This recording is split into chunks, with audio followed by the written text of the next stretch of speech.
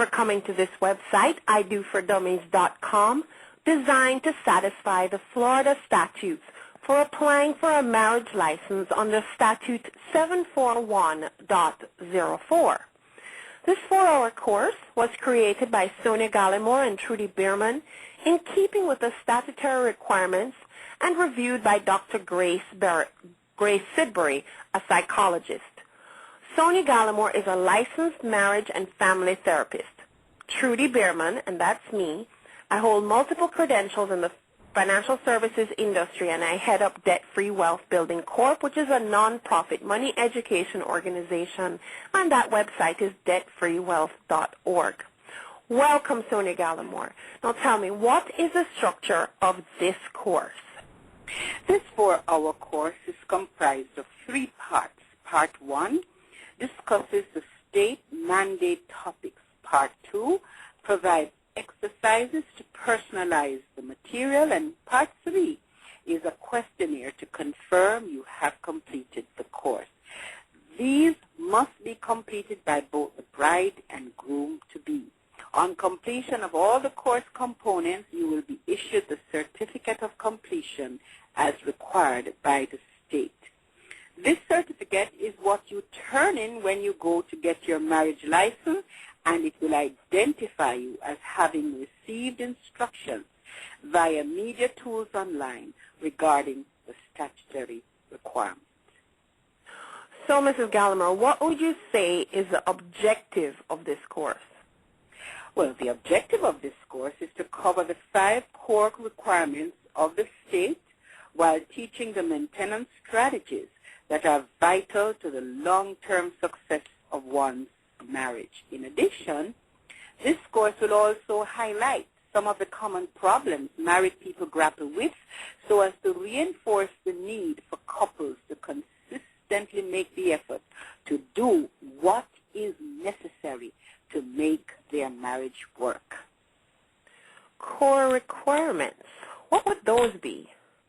Oh, the 5 core requirements covered in this course are communication skills, conflict management, financial responsibility, children and parenting, and common problems reported by married couples who seek marital or individual counseling. However, let me say up front that this 4-hour course cannot sufficiently cover these topics in depth. However, by being exposed to the information provided, couples have an advantage over those who have not been so exposed. Now, I know this course is optional for couples getting ready for marriage. Are there any benefits to taking this course with you? There are 3 main benefits for completing this marital course. You qualify to bypass the 3-day wait period for your marriage license. Even with this course fee, you still have an overall saving on the cost of the marriage license. And 3, you will improve your chance of having a successful marriage despite the current divorce statistics. Now, Mrs. Gallimore, this course obviously cannot ensure success in a marriage. However, without doubt, the content here, as you've already outlined, is very enlightening. Do you have any further suggestions before we jump into the content on how couples can use this information after they're done with the course? This course teaches the maintenance strategies that are vital to the long-term success of a marriage. It really is up to the couple to consistently practice what they learn so that they will strike a healthy balance between their uniquely different ways of being in the world, experience marital satisfaction, and reduce the likelihood of divorce. These positive outcomes are possible because as they negotiate their differences and fulfill the responsibilities that come along with being married, the couple will increase the ratio of their positive to negative feelings and interaction toward each other. Well, how is marriage different to, say, a couple living together or having children together? Let me say up front that choosing to get married is indeed very commendable. And let me say to couples right now, marriage is not an open-ended relationship like living together. Neither is it as superficial as a dating relationship with benefits. There is no other relationship in the society that duplicates marriage. Marriage is a unique, exclusive relationship, and being married is a great investment of one's life. This is so because marriage provides a predictable environment to explore, enhance, and encourage the highest potential for intimacy. Further, scientists have confirmed that people who stay married tend to live longer than people who don't, and people who stay married have better financial stability. So let me first and foremost take this opportunity to congratulate you on your commitment to get married. As Ecclesiastes 4:9 says, two are better than one. So, Mrs. Gallimore, what would you say then would be a good definition for marriage? Marriage is a merger of two uniquely different individuals coming from two different family streams with deeply rooted sets of habits, opinions, personality quirks, values, and expectations learned in their families of origin. Unless the two unique individuals negotiate their differences and work towards changing those negative patterns, their marital relationship will fail. Failure to change, the couple will unwittingly recreate families from which they come. This happens in one of two ways. Either the spouse you marry is a facsimile of the parent you had the most difficulty with, or you become like the parent you had the most difficulty with. Because this is a reality throughout this course, I may ask you to revisit a time in your past where the intended spouse's behavior or the situation at hand reminds you of something from your childhood. Well, having lauded the wisdom and the benefit of getting married, the skyrocketing rate of divorce would actually argue to the contrary. You have a point there. However, the fact that many divorced people do remarry suggests that being married is in fact a desired and preferred state.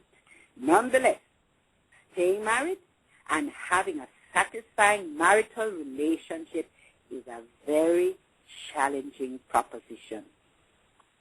In any and every culture, getting married is a significant, dramatic event in which a man and a woman publicly pledge their commitment one to the other, and they assume legal and social responsibilities.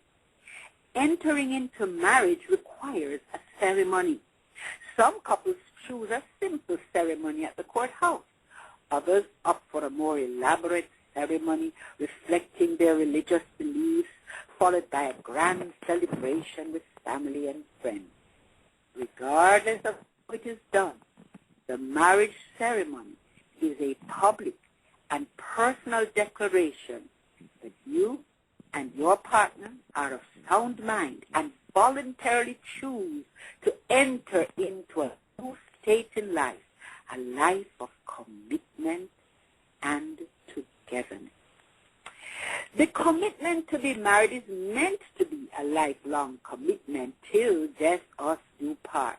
However, according to the U.S. Census 2012 tables, 50% of marriages across all ages end in divorce. This fact that so many couples exit their marriage by divorce signals that their till death us do part commitment was conditional and contingent on the unspoken decision of till we find fault. It goes, therefore, that you will find fault because marriage is an eye-opener. In the marriage relationship, there is no room for pretend. The masks people wear eventually come off, and each partner is seen with warts. When the masks come off, the conclusion some couples come to is, the person I'm living with is not the person I married. And in that moment, the couple realizes they married an image. An image they come to find out does not bear any relationship to the reality of their experience. So let us now start with an exercise that I think will set the stage for the rest of the program. Let us now take a moment to do a partner profile, which resembles the Imago workshop designed by Dr. Harville Hendricks. This will help you define the things you like and don't like about your partner. So let's get some paper and pencil and let us do exercise 1. Exercise 1. Divide the paper in 2. At the upper end, list the positive traits of your partner, traits you find attractive. Then, on the bottom half, list the negative traits of your partner, traits you find frustrating and unattractive. Now, sometimes it's very hard to identify negative traits because one is dazed by feeling madly in love. But choosing not to see the character flaw or choosing to minimize an obvious flaw in marriage, living with the flaw or flaws will batter your love. Okay, so let's pause right here. You can go ahead and pause the tape and allow yourself each 5 minutes to quickly write down the traits, as Mrs. Gallimore has said, the positive traits that you find attractive, the negative traits, no matter how difficult, because you're dazed by feeling madly in love, just go ahead and make that list. Take 5 minutes and return to the tape.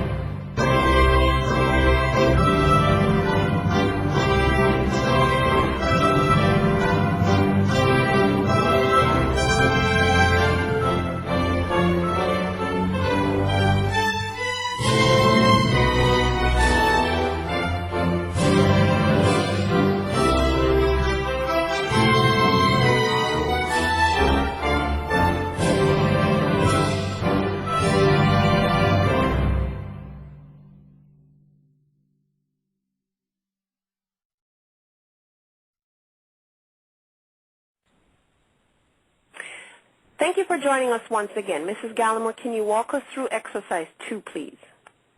Okay, exercise. Going back to exercise 1, review your responses in that exercise. Now, go back into your memory bank, preferably before you were 9 years old. Examine each trait for similarity between your parents or caregivers. Can you identify if your spouse to be exhibits any trait that reminds you of your parent or caregiver? Make that notation beside each trait mirrored by your partner, if any. Now, switch lists. Let's pause here again and take 5 minutes to just quickly review the list that each partner has handed to each other. Let's just pause the tape, take 5 minutes.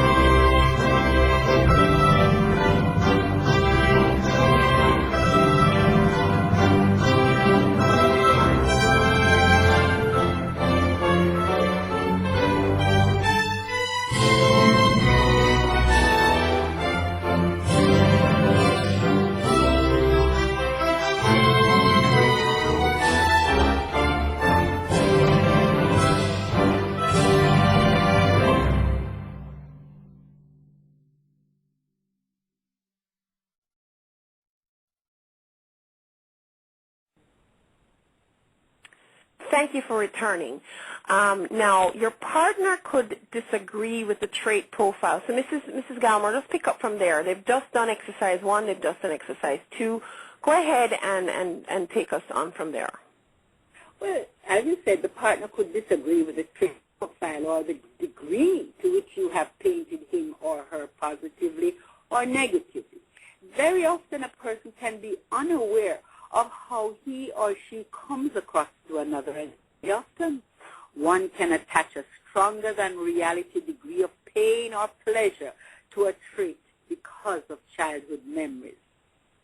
In doing this exercise, it is very likely that you will discover that your intended spouse has a degree of similarity to your parent or caregiver and has at least one negative trait of the caregiver with whom you had the most difficulty. Before we go much further, I must introduce you to an important concept that will run through the 5 core requirements. Concept is the 80-20 rule. 80% of your natural reaction to your partner is usually triggered by an unconscious childhood experience, while only 20% truly comes from the situation at hand. In other words, 20% of the experience of the moment is a trigger for 80% of your reaction. Let me make this 80-20 rule come alive by giving you a life example from a couple I met following a fight and their decision to get a divorce. During their fight, the husband tried to leave the home, and the wife grabbed his hand, continuing the fight closer to his face. I asked them to stay in that moment and then reflect and try and remember a time in their early childhood when they felt as they did at that moment. Eventually the husband said he felt trapped when his wife held on to him. And that feeling of being trapped was similar to how he felt when his abusive grandfather was on a tirade, holding the family at ransom, and he felt incapable of escape. The wife, in response, said, when her husband started to leave the home during the fight, she panicked, and the feeling of panic reminded her of when her mother abandoned the family and was never there. Both apologized for their behavior and made the commitment to do what was necessary to make their marriage marriage work.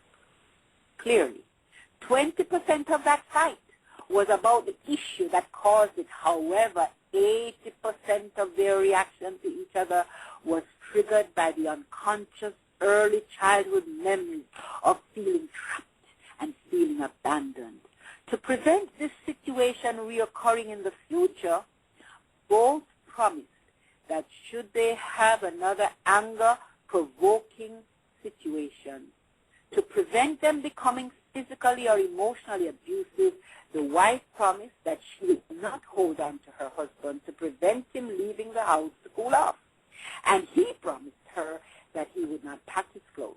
He would leave to give himself some space to cool off, and he would return to the house. Clearly, if a couple fights like this all the time, a divorce may seem like a good escape option. I would agree is an option if the couple is not motivated to choose to change their behavior and repair their relationship.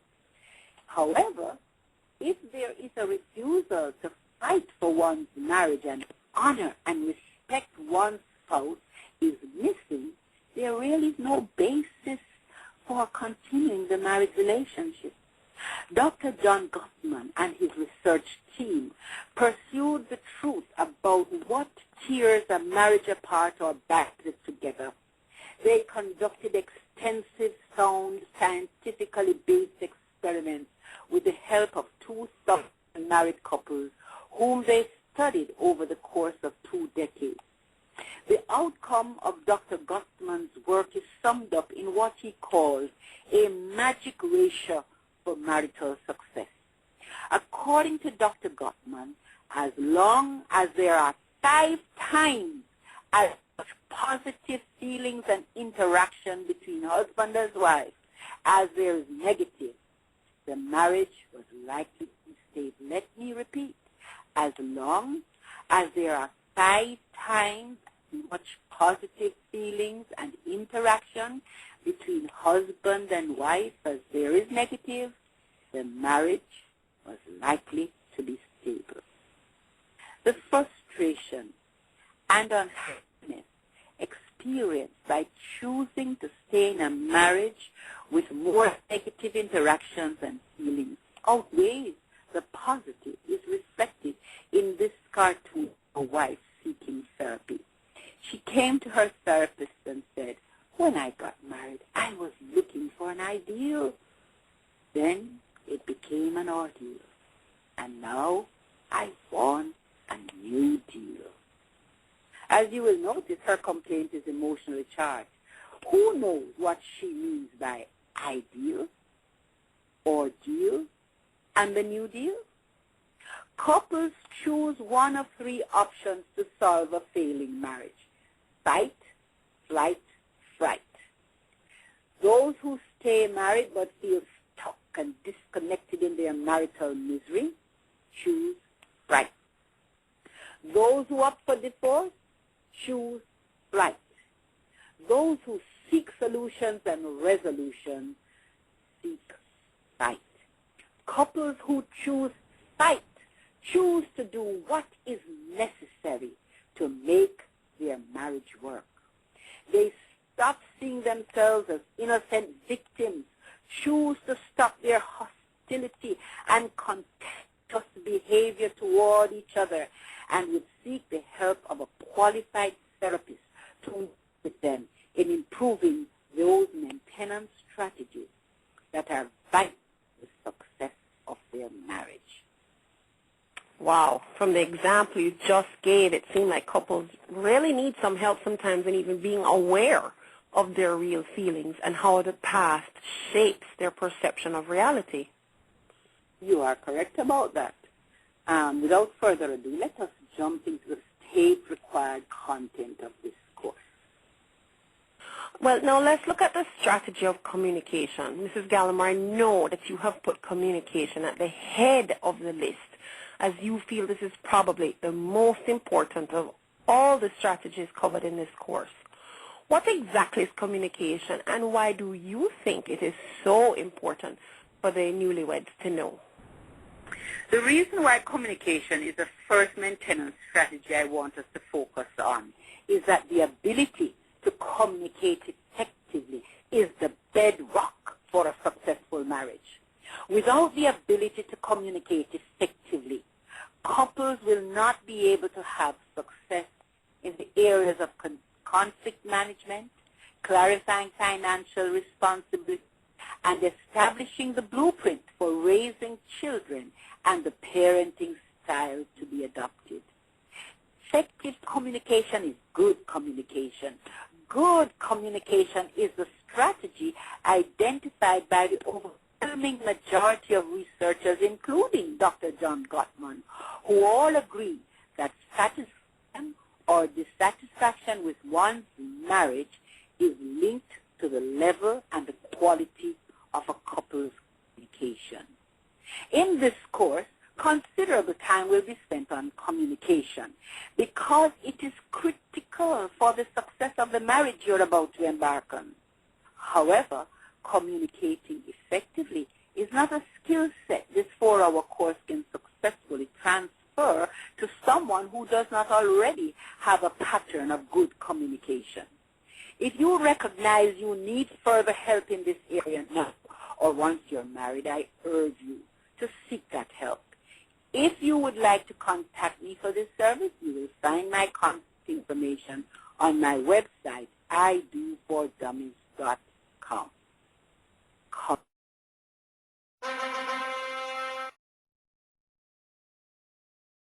Communication is the process of sending and receiving messages. Effective communication, however, ensures the message received is the message sent. Messages are sent verbally and non-verbally, so there is no such thing as not communicating. Experiments have shown that non-verbal messages speak louder than words. Non-verbal messages are far more powerful than the verbal message, and experiments show that if there's a mismatch between the verbal message and the non-verbal message, the receiver of the message is 5 times more likely to believe the non-verbal message. Therefore, when a couple says they are not communicating, they really mean they are not communicating effectively. Even when couples are not talking, they are communicating non-verbally by their silence. Silence does not always equal listening. Silence is not just the absence of words. Silence as a non-verbal form of communication is sometimes used to punish. Sometimes it's used for reflection. Or while the mouth is not moving, the brain is busy formulating a rebuttal. Therefore, silence is not the only non-verbal way of communicating.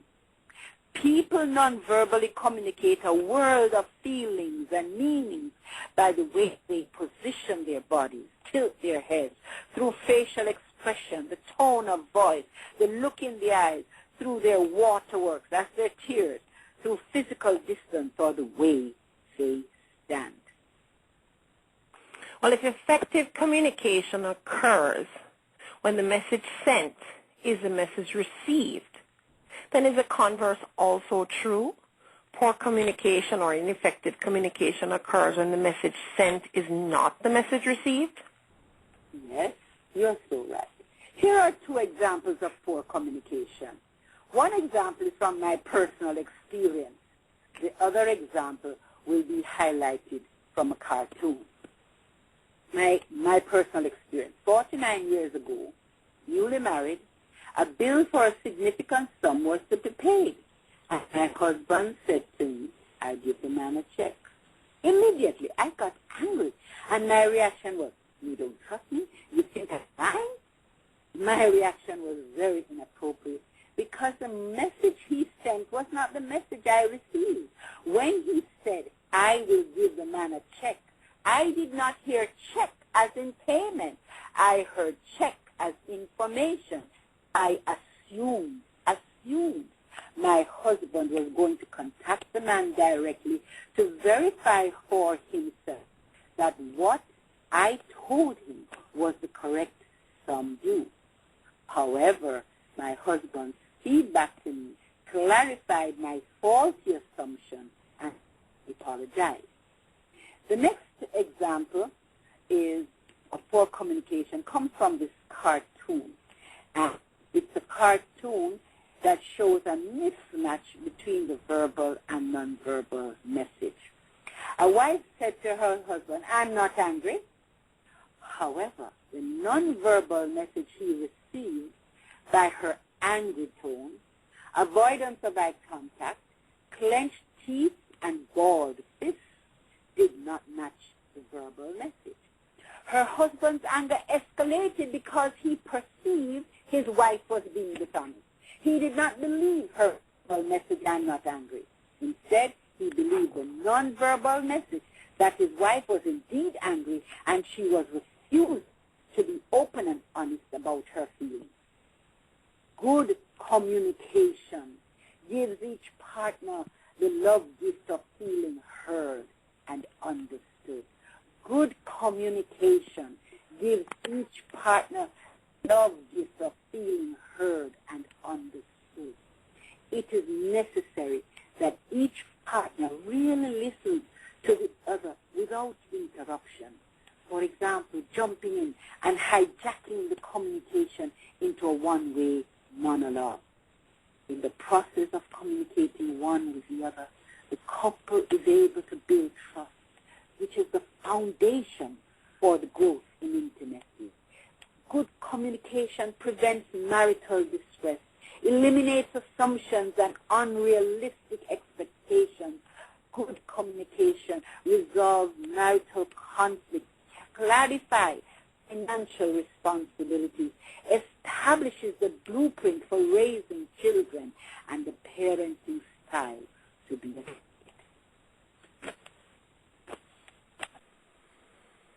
Okay, so we're going to pick up where we left off. And Mrs. Gallimore, we were just talking about communication. Now, how does communication tie into, say, intimacy? Well, communication is the way you build. It's the foundation for the growth in intimacy. There are 8 levels of intimacy that can be achieved throughout the lifetime of one's marital relationship. However, it is up to the couples to prioritize their intimacy levels, knowing that unless 3.5 levels of intimacy are achieved, they have built an empty marital relationship. In such a relationship, they live together like roommates, sharing. The 8 levels of intimacy are as follows: spiritual intimacy, affectional intimacy, emotional intimacy, intellectual intimacy, physical intimacy, social intimacy, sexual intimacy. Good communication is verbally non-threatening. Good communication conveys respect and is linked to clarity and directedness in expressing feelings, ideas, and seeking clarification through feedback. The very structure of the language used in effective communication is that of making I statements, as opposed to the faulty assumptions conveyed in you statements. For example, an I statement version of saying, "You're always ignoring me," could be, "Honey, I feel lonely when you come home late at night, and I would appreciate it if you could call and let me know if there is some delay." By using I statements, this person is not presuming why their partner comes home late. Using I statements is the way each partner speaks for himself or herself and negotiates for what he or she needs and wants to be happy, without name-calling and without making accusatory statements that presume how the other person feels. When negative feelings and interaction towards each other surface, and these moments are inevitable, it is through good communication, not magic, not luck. It is through good communication that couples are stop the downward spiral of destructive arguments. Okay, interesting stuff on communication so far. It seems to me that intimacy operates at a deeper level of communication than, say, in a friendship. What do you have to say about that? Intimate communication cannot grow when communication is perpetually on the superficial level. Intimacy grows when communication is good and is self-revealing. At this level, communication is totally truthful and completely honest. Couples have the courage to be vulnerable and risk revealing their truth regardless of how painful or negative it may be. Preventing marital meltdown and protecting the flow of good communication requires extreme vigilance and self-control to make sure that you don't make things worse. It's better to choose to call for a timeout, then regroup when tempers cool. Responding maturely in moments like these is a love gift to yourself and your partner. Choosing to change one's deeply rooted negative communication pattern of reacting will not happen overnight. Reacting is not the same as responding. Change is a slow process of taking baby step upon baby step to establish a new pattern of responding rather than reacting. Developing the ability to respond rather than react is a sign of relational maturity. A person who develops relational maturity has the ability, when flooded with negative thoughts and emotions, to stay in the moment, separate thinking from feeling. Reacting is you feel and you act without thinking. Responding is feeling but engaging your thoughts before acting. Unfortunately, some people are married for many reasons other than love. Even when they do love each other, there can also be hidden agendas. Let us now conduct an exercise to personalize this area of open and honest communication. We go now into exercise 3. This exercise is first to be done in private. This exercise is designed for both you to eventually communicate and tell the whole truth about your real reason or reason wanting to get married. Lovers are not mind readers. To choose to enter into marriage with a hidden agenda is to court disaster, for your choosing to build your lives up to on a faulty foundation. Here are some reasons often getting married.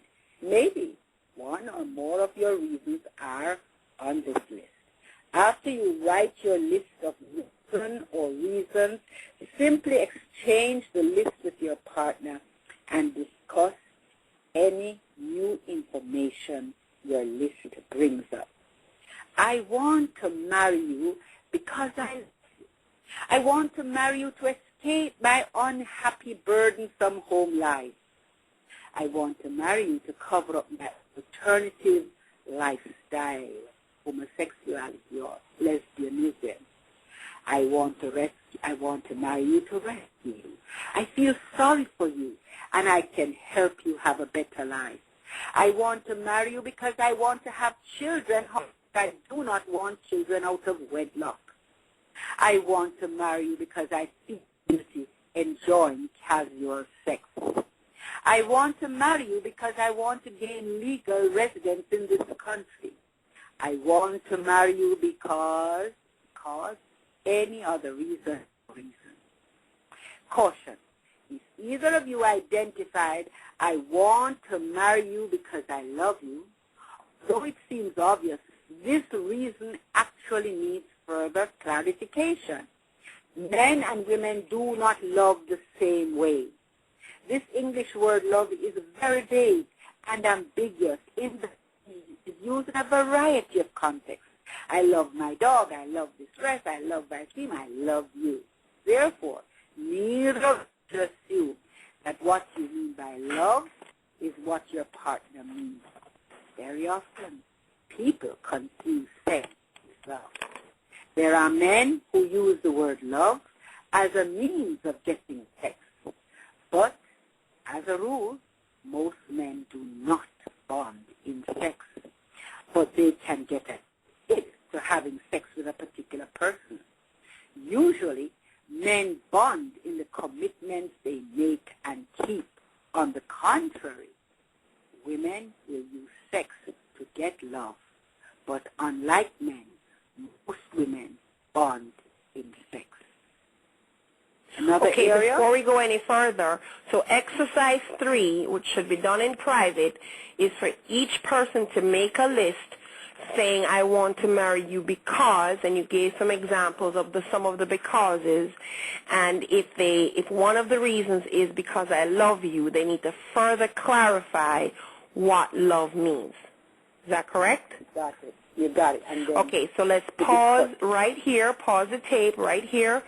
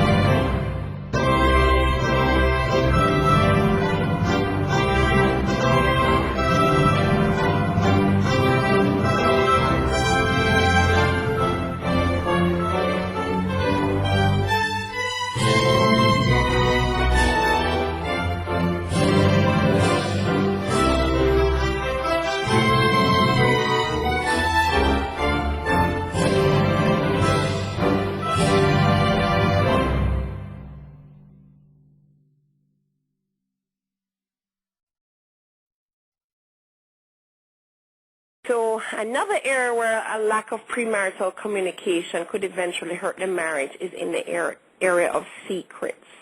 Do we have an exercise on this one? Yes, this is exercise 4. In this exercise, each partner is to communicate any secret that the partner has a right to know. So communicate now any secret your partner has a right to know. To help you with this exercise, below is a list of some secrets that left unsaid could create untold problems in the future.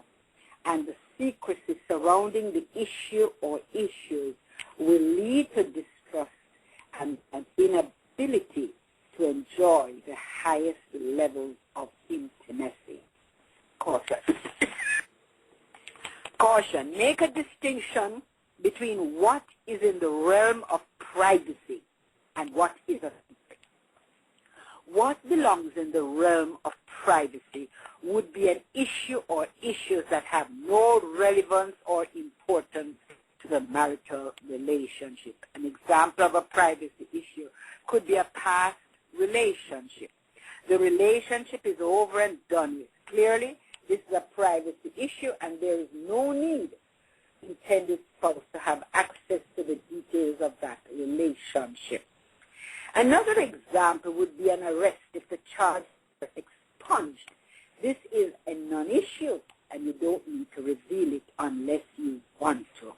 However, the realm of secrets involves an issue or issues that are relevant, but they are deliberately withheld.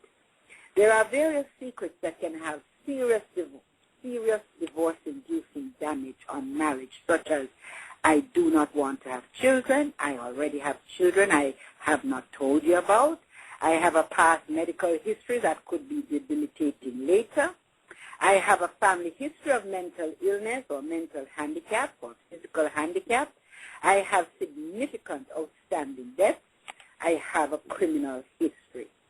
If you believe this secret will destroy your marriage, then left untold, your marriage will be as sick as your secret. Inability to trust your intended spouse and communicate openly and honestly is a very serious unloving behavior. If prior to marriage you are unwilling or too fearful to be open and truthful, marriage will not make things easier. Based on the premise that the best predictor of future behavior is past behavior, if prior to getting married either of you choose to keep a secret that could jeopardize your future together, your silence could indicate that either you have a character flaw and will continue to be secretive in your marriage, or you don't really trust your partner and have a great fear. If you cannot trust your partner before marriage, you should probably rethink getting married.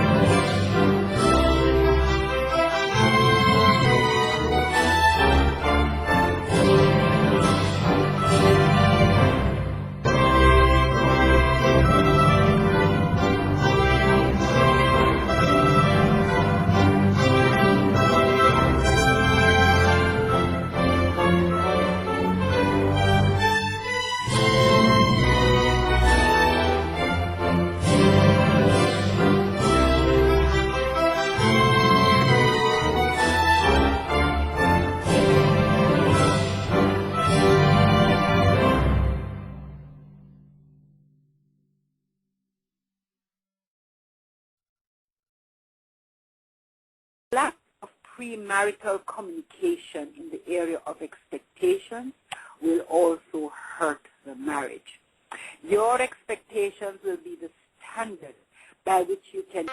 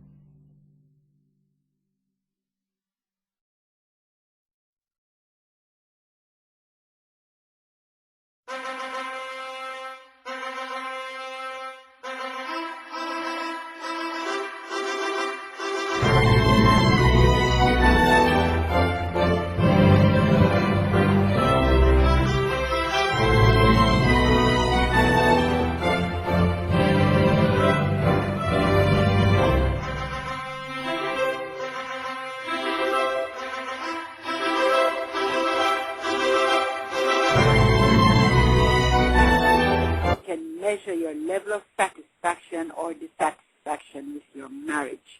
By communicating your expectation, each partner has an opportunity to say what is doable and what is not doable. Ask of each other, what are your expectations regarding A, what is a non-negotiable issue for you? B, what role you expect to fulfill in the marriage? And C, what you consider to be loving behaviors. The predictable crisis that involves in the first 7 years revolves around unmet expectations. Expectations that are met increase satisfaction with the marriage. However, unmet expectations generate inordinate levels of dissatisfaction with the marriage. If you as a couple do not communicate with each other what your expectations are, you will not be able to effectively negotiate this predictable crisis. Communicating your expectations is an important strategy to prevent the avoidable pains caused by the erroneous belief that if you love me, you should know what will make me happy. Non-negotiable issue. After the magic and wonder of the honeymoon stage is over and routine sets in, couples usually find that innumerable issues surface and cause one to second-guess the suitability of his or her spouse. Unfortunately, too many couples will choose divorce instead of getting professional help to find solutions to their marital problems. Ironically, many discover afterwards that divorce did not solve the problems it was meant to solve and even created more problems, especially when children are involved. Marriage requires compromise. However, there are going to be some issues which represent an area that either of you will not compromise or negotiate. That is your non-negotiable issue. Anything you choose to forgive is forgivable, but a non-negotiable is a boundary line from which forgiveness is extremely difficult, maybe even impossible. Prior to getting married, both of you should communicate with clarity and directedness what for you constitute a non-negotiable issue.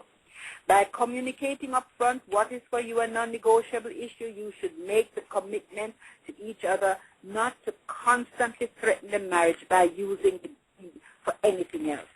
Ideally, the non-negotiable issue should be limited to one issue, but definitely no more than two. All other issues that will pop up over time, you should commit to working through.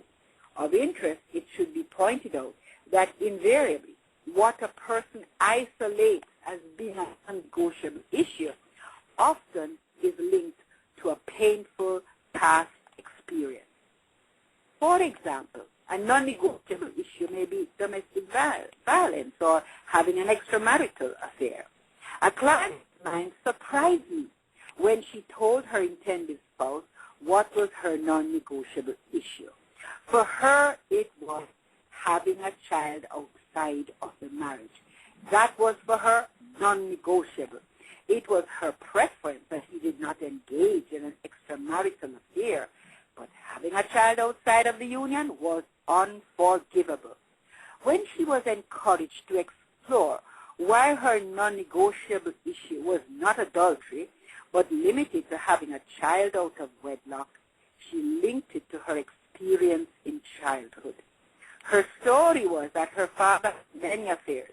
His philandering was a big problem. However, the real issue of contention in their home was the children he fathered. She said, what added insult to injury, her mother ended up taking 2 of those children in the home, and the children were a constant thorn in the flesh for her mother and for herself. Prior to the rise of the feminist movement in the 70s, when traditional marriages were stable and divorce was a scandal, the question as to what one expects his or her role to be in the marriage would never have come up for consideration. Men were respected as head of the household, the undisputed president. Women were cherished for their feelings, the supporting partner, the vice president. Dr. Patricia Allen, in describing the rigid roles played by husbands and wives in traditional marriages, said, and I quote, "In those days, churches, ethnic groups, and cultures ordered us to behave in certain ways. That is, men with penises should give to, protect, and cherish people without penises. Women without penises shall passively wait for and respond to men." However, in this post-feminist era, this is no longer the norm. Women have embraced the tenets of the feminist movement and liberated themselves from the rigid feminine role expectations of the past. At the same time, men also have begun to get in touch with the repressed feminine feeling side of their nature. Biologically, men and women both have testosterone and estrogen in varying levels based on their gender. Testosterone drives the logic, while estrogen drives the emotion. Motivated by their feminine feeling side, men are becoming more loving, gentle, and sensitive, and some have even become passive, willing to be the one who stays at home while the wife goes to work. What has emerged is that women are aggressively competing with men in the world of work, pursuing careers that formerly were considered exclusively male-dominated. Some women, in their pursuit of money, power, and status, have become very strident and unwilling to be a submissive partner in the marriage. However, there are women who see themselves as women with careers, not career women.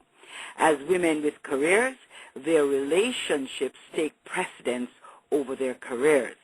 And career women, their careers take precedence over their relationships.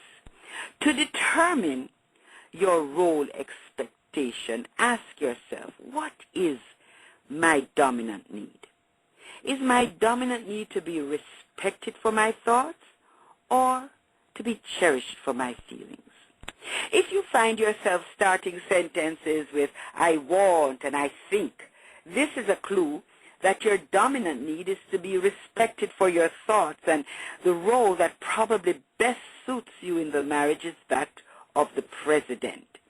If you find yourself starting sentences with "I don't want," "I feel," this is a clue that your dominant need is to be cherished for your feelings, and the role that probably best suits you is that of vice president.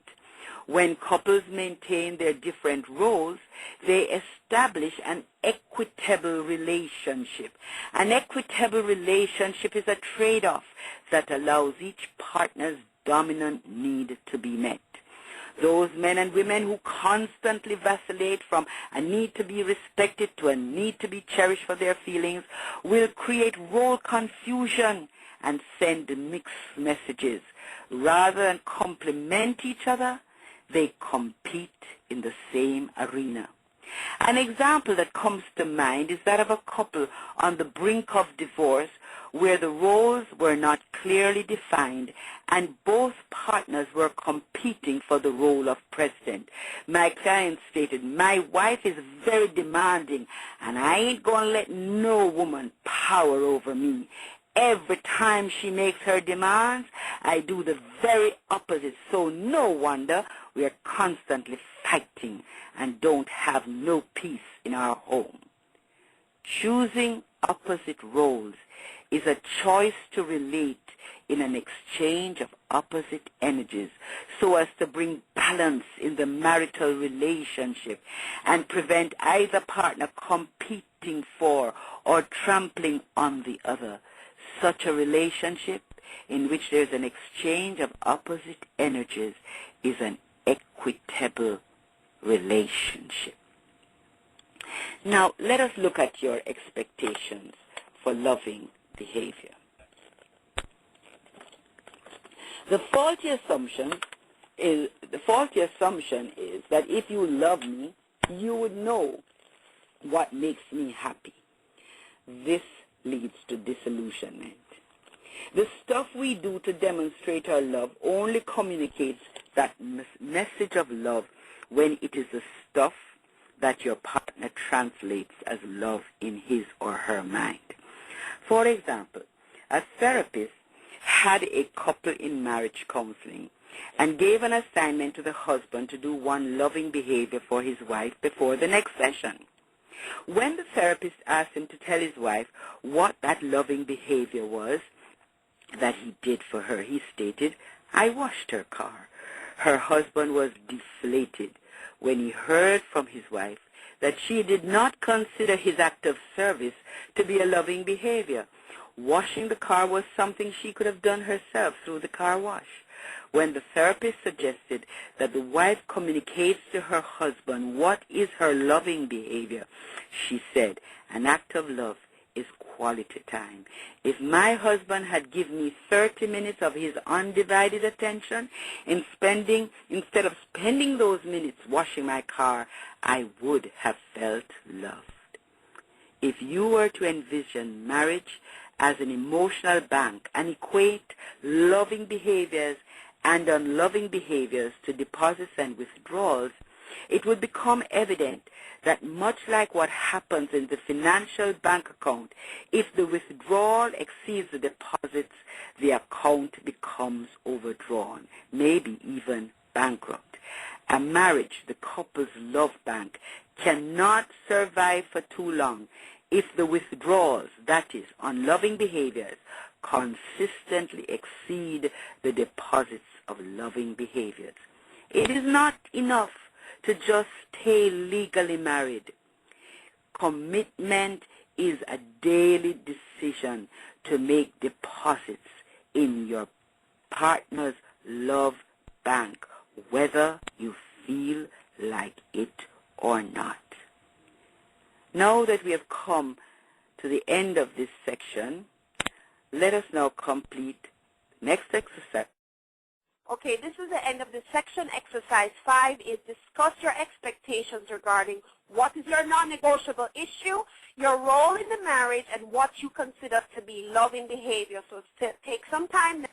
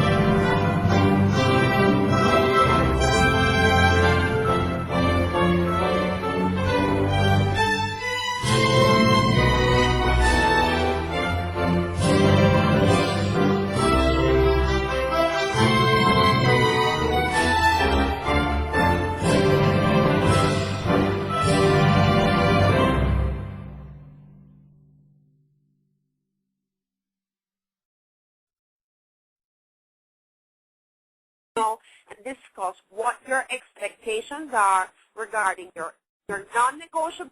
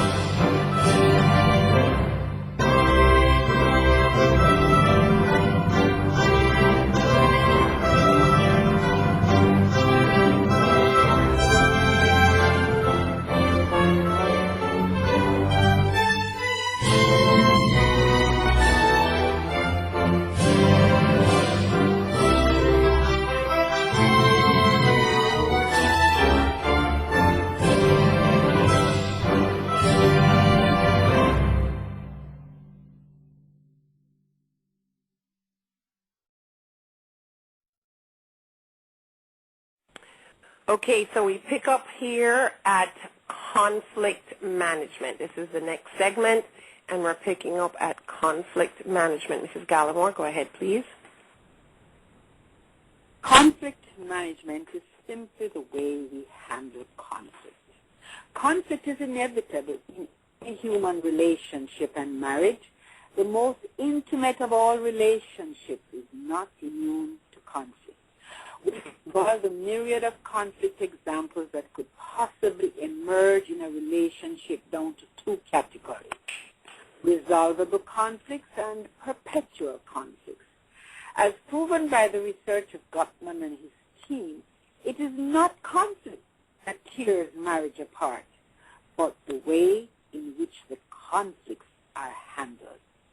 In the face of conflict, couples either freeze, take flight, or fright. To freeze is to clamp up, stuff one's emotions, and withdraw. To take flight is running away from the problem. Running away from the problem may take the form of leaving the matrimonial home, escaping through work, drugs, or alcohol, or triangulation. Triangulation is to find comfort from a source other than your partner, such as through an affair, friends, children, drugs, and alcohol. Any way to find comfort for yourself. Fighting can be toxic or healthy for the relationship. The toxic form is to bring hostility to your partner through physical exchange blows or using emotionally charged abusive language that challenges the very integrity of the relationship. If your goal is to have a successful marriage, there you and your partner should choose to work through conflict in a healthy way with a view to fight for the marriage. Fighting for the marriage may mean learning some new skill sets to more effectively communicate with your partner, or seeking the help of a professional. This willingness to do what needs to be done on a constant basis develops relational maturity. Couples who have developed relational maturity have the capacity for tolerance. They have the ability to stay in the moment and separate feelings from thinking and respond appropriately to the situation. However, those who fail to develop relational maturity do not have the capacity for tolerance. And when overwhelmed by negative feelings, their overreaction to situations seems unreasonable. Now is the time for us to go to exercise 6. This exercise, together, both of you, will reflect on a past conflict or conflicts. If you have not had a conflict between you, think of a conflict you've had with a close friend or family member. Stay focused on how it was handled and your feelings in that moment. Is your pattern of conflict management freeze, fight, or flight? This exercise is an activity to rediscover how you both handle conflict and can promote self-awareness.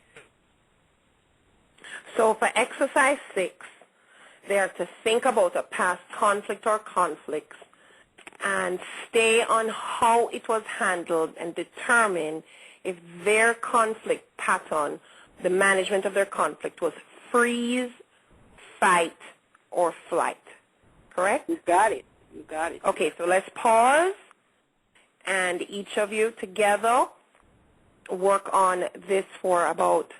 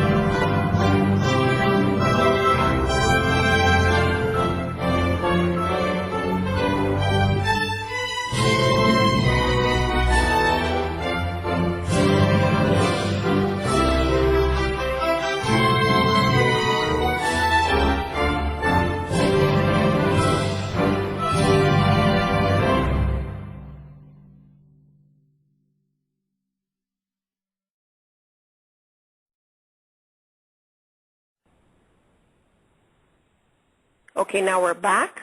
I think we have another exercise. This is Gallimore exercise 7. Yes, in exercise 7, this is an exercise to re-examine the same conflicts identified in exercise 6.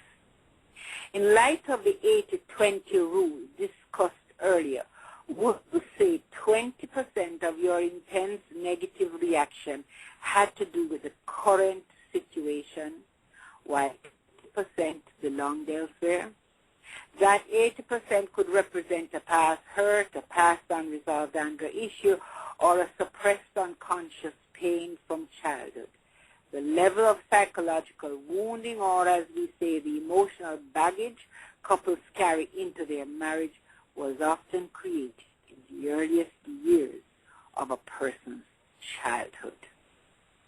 And again, I just want to remind everybody that as you go through these exercises, if at any point you feel overwhelmed or you think it is above and beyond your ability to handle what is going on, feel free to reach out to Mrs. Gallimore. Her contact information is here at the website, idofordummies.com.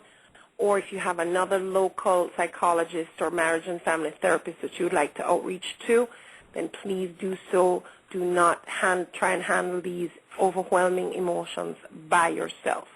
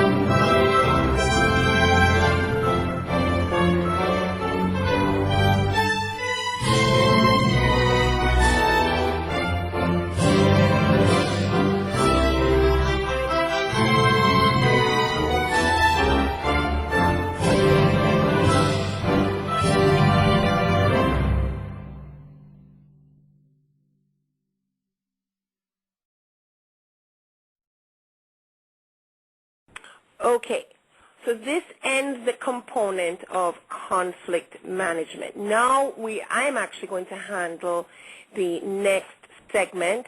And again, my name is Trudy Bierman of Debt Free Wealth Building Corp. It is a non-profit money education organization. And we're on a crusade to help those who desire it delete debt, build wealth, and protect family and assets. And you can learn more about that at www.debtfreewealth.org. So now we're going to walk through some of the state-mandated components under the section Financial Responsibility. Financial responsibility. Okay, in addition to the money education offered at debtfreewealth.org, I am a paralegal. Now, in no way is this component attempting to give financial advice. In order to comply with the state requirement and to create valuable content for this course, financial responsibility is an important component to be explored by those about to enter into a marital contract. The concept of financial responsibility as a result of marriage is a big deal. The two becomes one concept also applies to financial responsibility that is legally unavoidable, except where limitations are built in with tools like prenuptials and other legal contracts.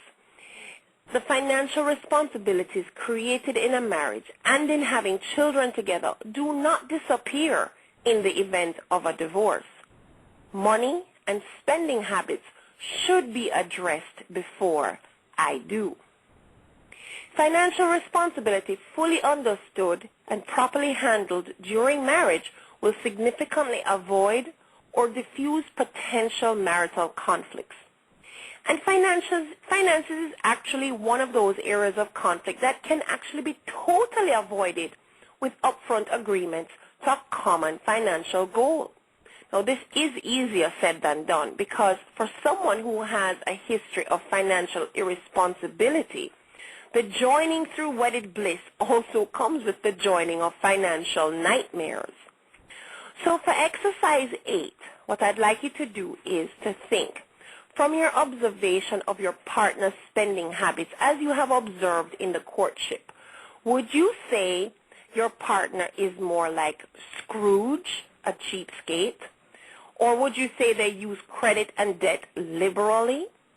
Would you say your partner spends every dollar even if they don't create debt? Or would you say your partner has shown a healthy balance of spending and saving? Or despite your time together, you're still not sure? So for exercise 8, let's go through the list again and just make a note which one you think. Scrooge uses credit and debt liberally, spends every dollar without creating debt, has a healthy balance of saving and spending, or you're not sure.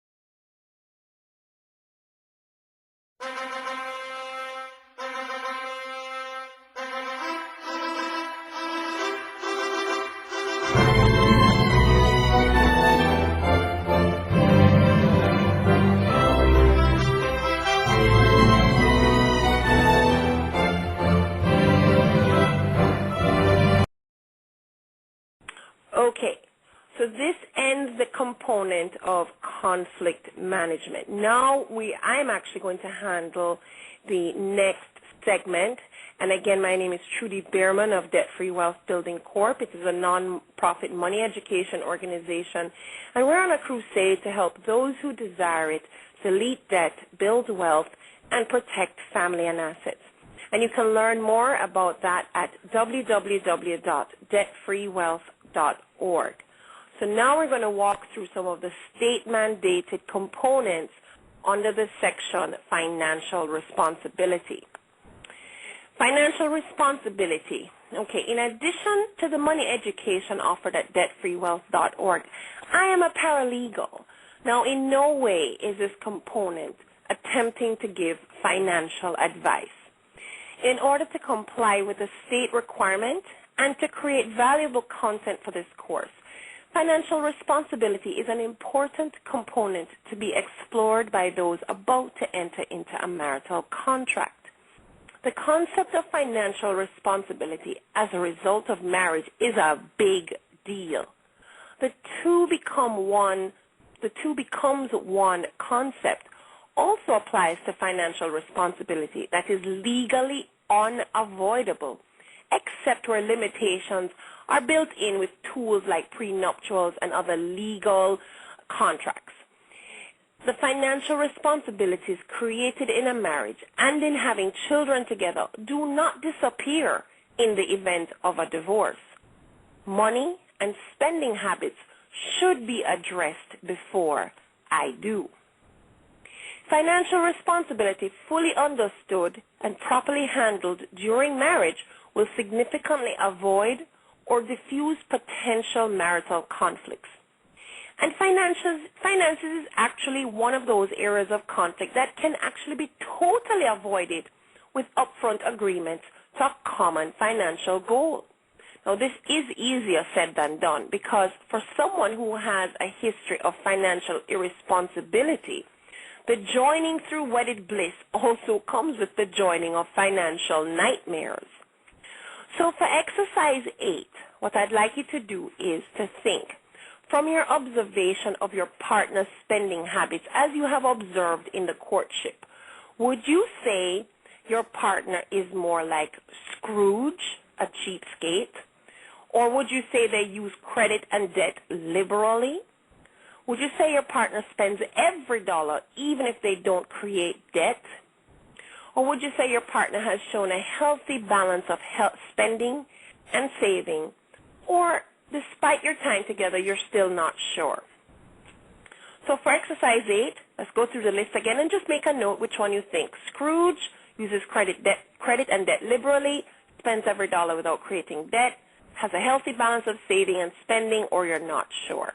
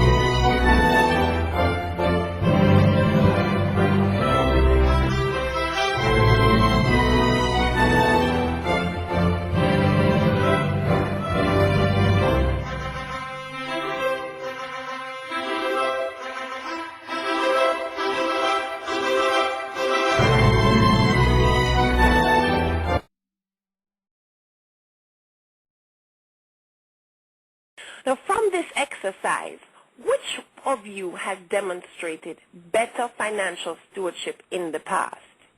Once married, how will finances be handled? Will you keep separate accounts, joint accounts, create budgets, and so on? Let me just give a caution here. As you start your lives together, you will find that debt may allow you to obtain some things that seem fun at the time, trips, expensive toys, clothing, etc. However, as time goes on and the memory of those purchases fade, the bills start coming in, and that debt strips away the quality of life experience that you could have had. $2,000 per month will go further if most of it is not going to debt repayment for some historic event. Now, in exercise 4 earlier, when Mrs. Gallimore talked about secrets, when you were dealing with secrets, if the matter of debt came up in the discussion of things that your partner should know before you marry, decide now how that historic debt will be handled. Will your partner be okay with taking on those payments?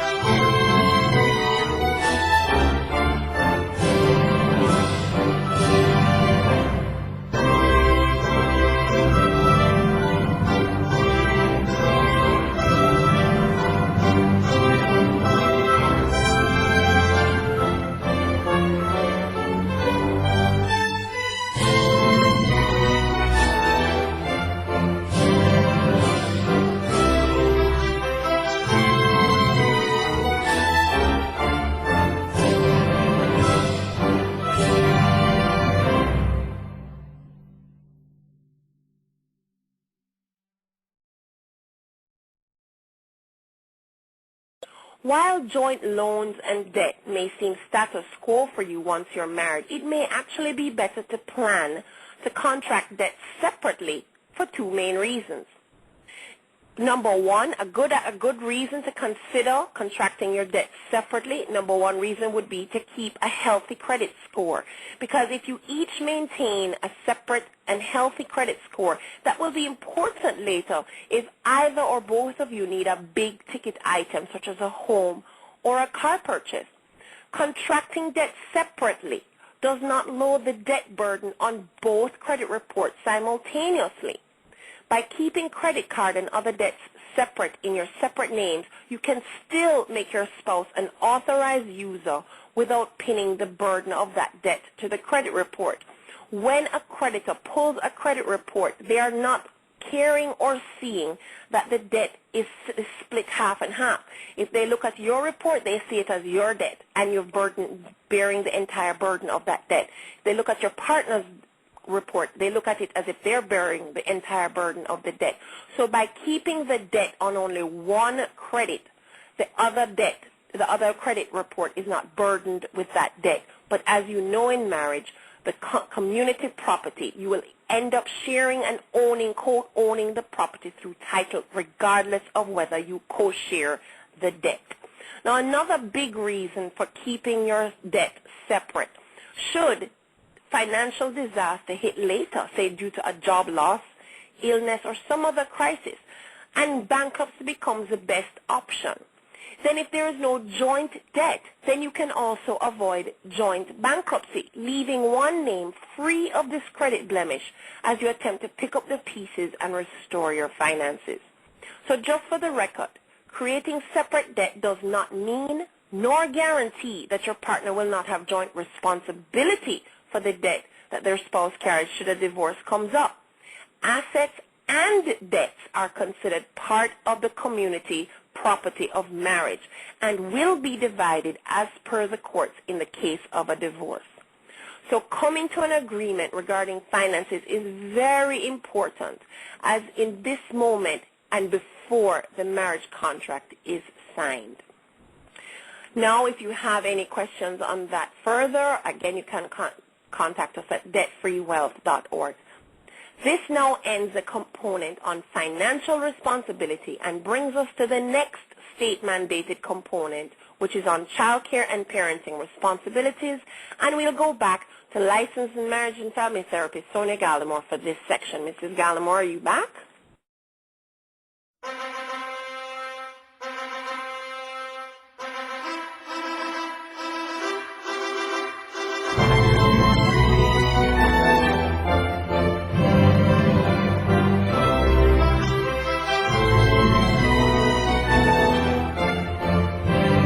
Later, if either or both of you need a big ticket item such as a home or a car purchase, contracting debt separately does not load the debt burden on both credit reports simultaneously.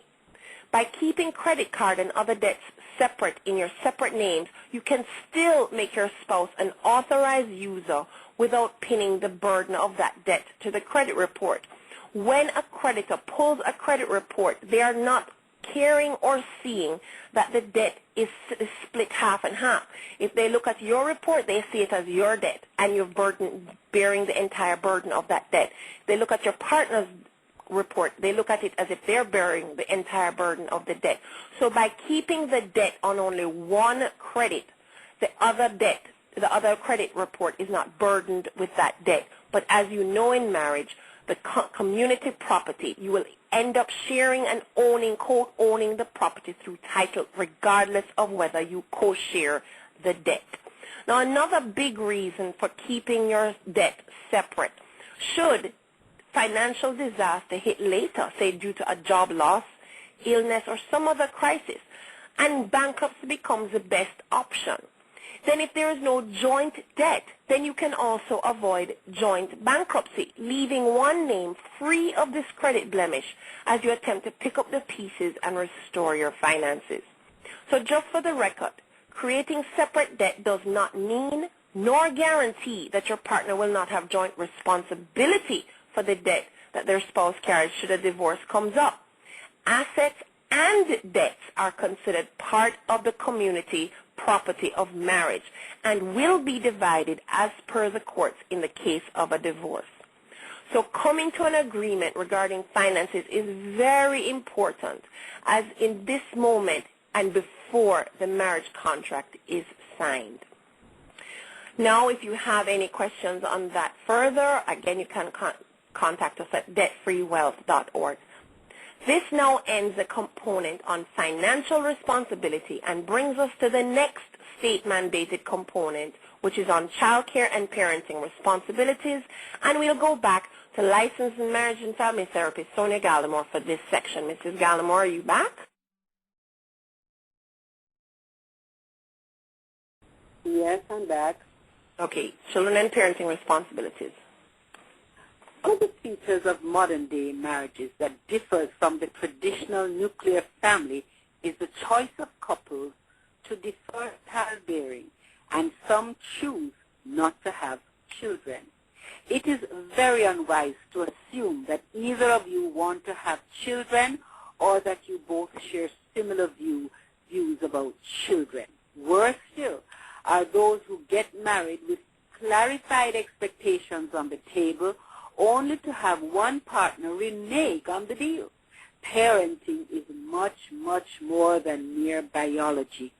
What is important before you both have children is to understand that parenthood and the adjustment required to the increased demands of having a child significantly alters your lives. There are some couples that hold dear the traditional value that children are precious and a recreation of themselves, and see it as their responsibility to nurture and take care of their children. With such a view, some make the sacrifice to live on one income in order that one parent can be at home. Usually, it is the mother who stays home. Some go even further and choose not to send their children to the public school, but to do at-home schooling. In this post-feminine era, it is a general consensus that to be a stay-at-home mom is a waste of one's intelligence and limits the income that can be made if both parents work. With both parents working, it is a widely accepted phenomenon to utilize full-time daycare facilities for infants and children, after-school programs for elementary children, and a growing number of older children are the unsupervised latchkey kids.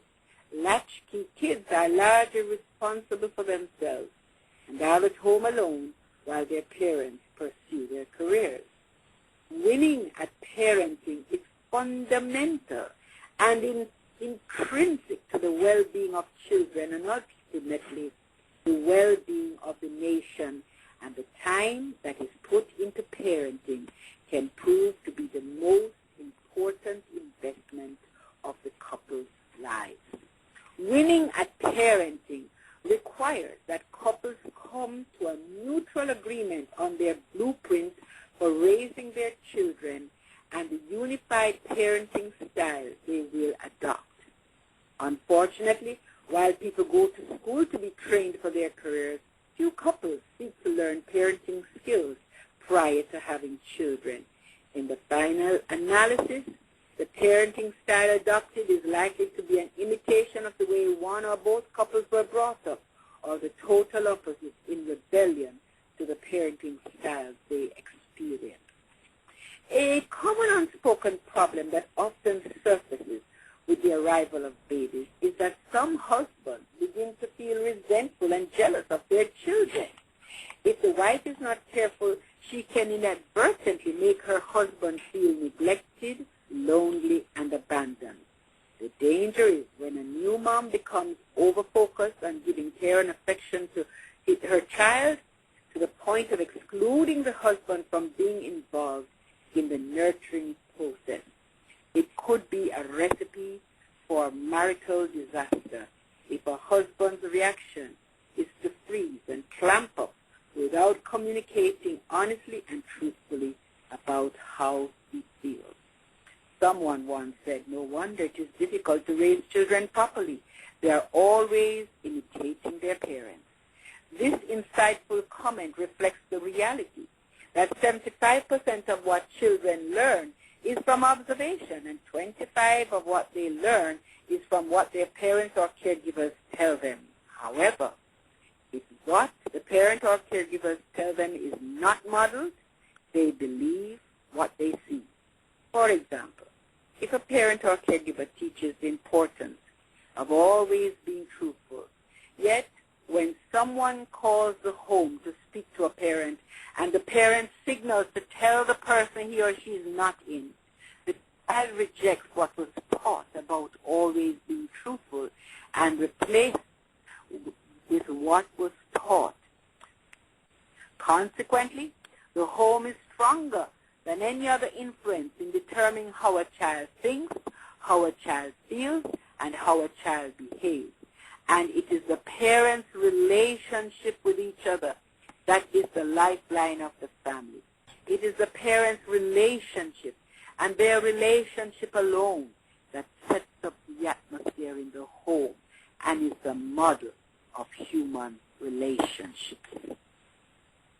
Okay, so this ends the section on children and parenting responsibilities, and we will now look at the final mandatory component as per the state requirements, and this area is common problems reported by married couples who seek marital or individual counseling. Can you tell us, Mrs. Gallimore, what are the common problems reported by married couples who seek marital or individual counseling?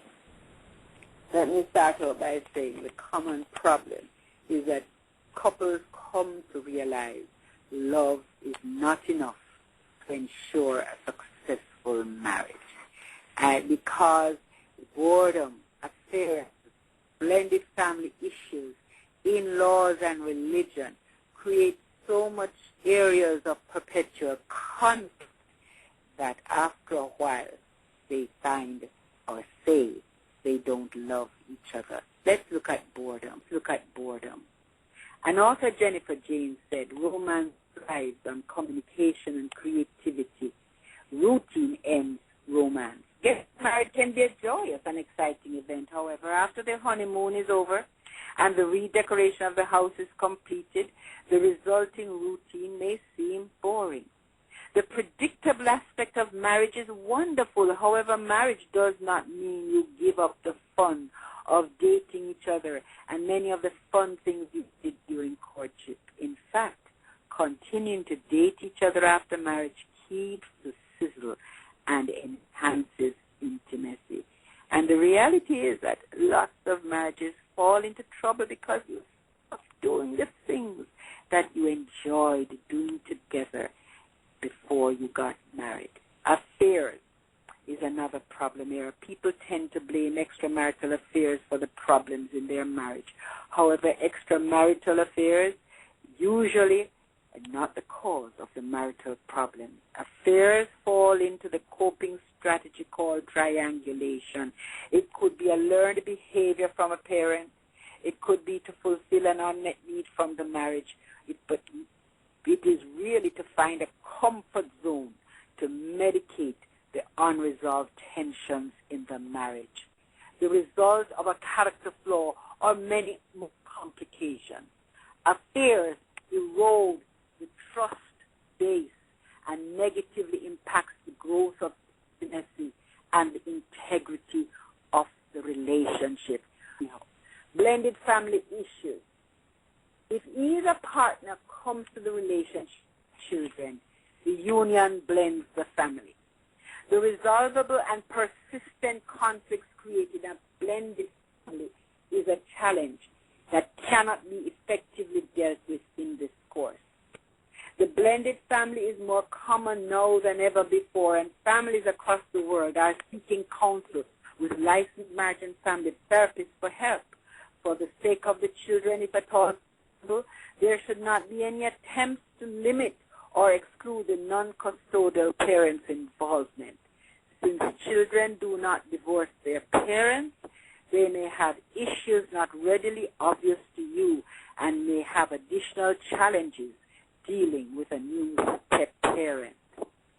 In-laws present perpetual conflicts and challenge that some couples face. For example, a client came to me to help them work through how to negotiate any future they could. She was in a relationship with a man who asked repeatedly to marry him. While she desperately wanted to move forward in taking the relationship to the next level, had trouble seeing a future with him because of his relationship with his aging mother. He, in turn, thought that she was being unreasonable in expecting him to abandon his mother. Marriage forms a new family, and the partner does not bond fully with their spouse because their relationship with their parent takes priority, will face serious challenges in their marriage. Some parents deliberately interfere in the relationship, and others contribute many other challenges. The partner whose parent is creating an issue in their relationship is the only one that can effectively create the boundaries between their parents and their spouse. Again, other than raising this warning, this topic cannot be effectively dealt with in this course. Religion. Solidarity in this matter is urgent to avoid predictable perpetual conflicts in the future. Believing that ignoring the differences will not impact your relationship is a recipe for future disaster. Which denomination, if any, will the wedding take place in? Whose faith will the children be raised to believe? If there are opposing beliefs, who will defer to the other for the sake of peace? Other than raising this warning, this topic cannot be effectively dealt with in this course. Okay, so we have now completed the state-mandated topics and the various exercises to personalize this material. Now you're at the end of the course, and there's a questionnaire to confirm that you have indeed participated in this material and completed this course. On completion of all these course components, including the questionnaire, you will be issued a certificate of completion as required by the state. This certificate is what you turn in when you go to get your marriage license, and it will identify you as having received instructions via media tools online regarding this statutory requirement. Below this video will be a link to take you to the questionnaire. The questionnaire has just a few questions. It shouldn't take you much more than 45 minutes to complete, maybe less. And upon completion, please contact us at the contact information shown at the end of the quiz so that we can quickly get your certificate out to you. Again, if you have any issues, please be sure to contact us using the information on the website idofordummies.com. So go ahead now and click the link below to take you to the questionnaire or the quiz to ensure that you have in fact completed this course, and that will take you to the end of this program.